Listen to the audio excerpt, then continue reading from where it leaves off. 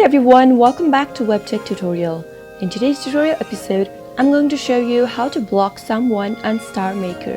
To avoid unwanted interactions, you can easily block a contact on Starmaker if you follow the instructions well.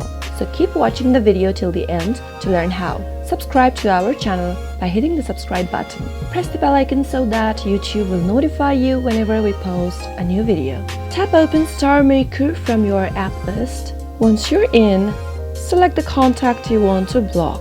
You can go to the Me icon located at the bottom right and tap on Followers at the top left to view the list of followers following your Starmaker account. If you want to block a certain someone, select their profile by tapping on their name, and once you reach their profile, tap on the three dots located at the upper right. You can see three options there: block, report, and cancel. To block someone, tap on block, and if you are sure you want to block the certain person, tap on block from the pop-up. Remember that they won't be able to find your profile, post, or comment you once you block them.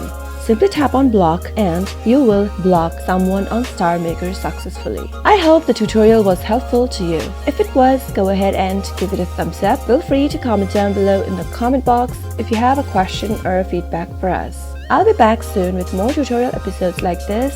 Goodbye till then.